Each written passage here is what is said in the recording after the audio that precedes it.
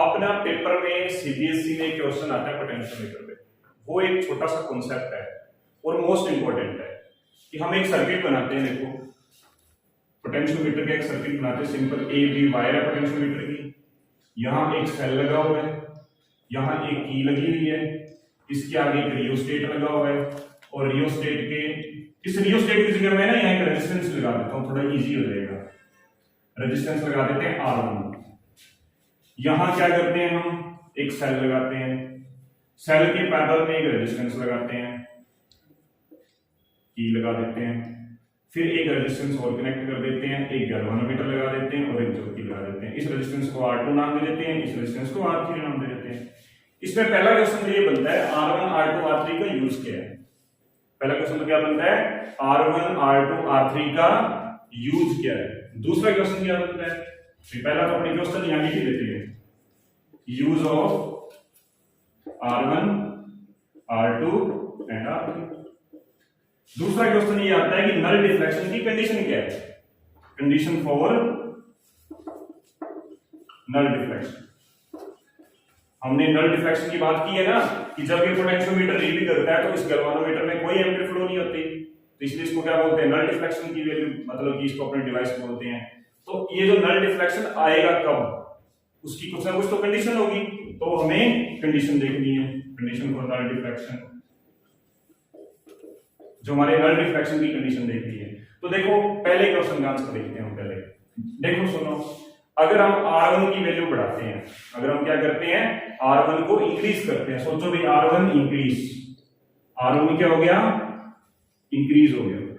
अगर R1 increase कर दें तो यहाँ पे कितनी एम्पीयर फ्लो हो रही है सर्किट में, जो हमारा प्राइमरी सर्किट में कितनी एम्पीयर फ्लो हो रही है। भाई प्राइमरी सर्किट यहां से स्टार्ट होता है सेल से और इस ए बी पॉइंट से होते हुए वापस सेल पे पहुंच जाता है, तो यहाँ पे कितनी एम्पीयर फ्लो हो रही है, I इक्वल टू EP। सोचो यहाँ का वोल्टेज कितना है, EP, तो EP अपॉन में R1 प्लस RAB मतलब इस AB वायर का रेजिस्टेंस है।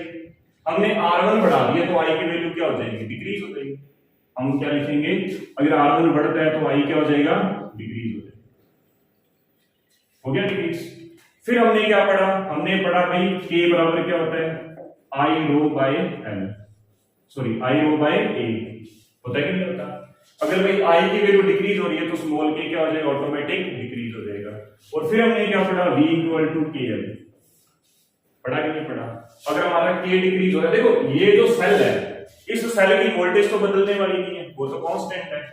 और हमने ये पढ़ा है कि जो सेल होता है उसकी जो वोल्टेज है, अब जहां ये जो मेजर कर रहे हैं यहाँ की लेंथ के प्रोपोर्शनल होगी, मतलब अगर हमारा k डिक्रीज हो रहा है इसका मतलब L क्या हो जाएगा, इंक्रीज हो जाएगा, क्योंकि जो हमारा k और L है उसका जो मल्टीप्लिकेशन है वो v के बराबर है। अब v तो है कांस्टेंट, k हमारा हो गया डिक्रीज, इसका मतलब L क्या हो जाएगा, इंक्रीज। सिंपल फंडा है ना। दोबारा समझते हैं, अभी k क्या हो रहा है, डिक्रीज हो रहा है, यहां से हम लिखेंगे I डिक्रीज तो k डिक्रीज। ज्यादा ना सोच के हम अगर इतना ही समझ लें कि भाई v की वैल्यू तो कांस्टेंट है, जो हमारा k है, k क्या हो जाएगा, हमारा डिक्रीज हो जाएगा, तो L को क्या होना पड़ेगा, इंक्रीज होना पड़ेगा। तो क्या लिखेंगे, L क्या हो जाएगा भाई, इंक्रीज हो जाएगा।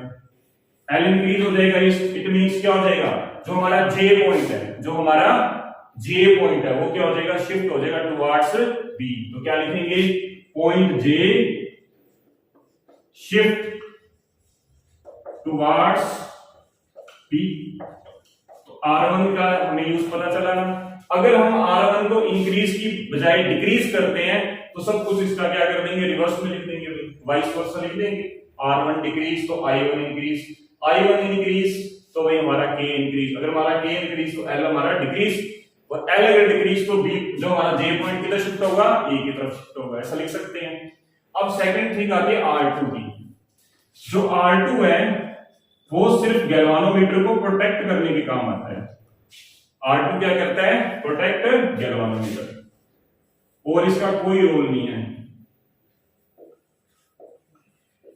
R2 सिर्फ गैल्वानोमीटर को प्रोटेक्ट करने के काम आता है, क्योंकि जो R2 रेजिस्टेंस है ये गैल्वानोमीटर के साथ कनेक्टेड है। जब इस गैल्वानोमीटर में से हाई एम्पीयर फ्लो होगी तो ये गैल्वानोमीटर डैमेज हो सकता था, तो हमने क्या किया, उस हाई एम्पीयर से, हाई इलेक्ट्रिसिटी से गैल्वानोमीटर को बचाने के लिए हमने क्या किया, उसके सीरीज में एक रेजिस्टेंस कनेक्ट कर दिया, और ये रेजिस्टेंस क्या करेगा, गैल्वानोमीटर को प्रोटेक्ट करेगा। लेकिन इस रेजिस्टेंस की वजह से इसकी जो जिसका जो हमारे पोटेंशियोमीटर की जो रीडिंग है इसके ऊपर कोई इफेक्ट नहीं, इसके ऊपर कोई इफेक्ट नहीं पड़ेगा।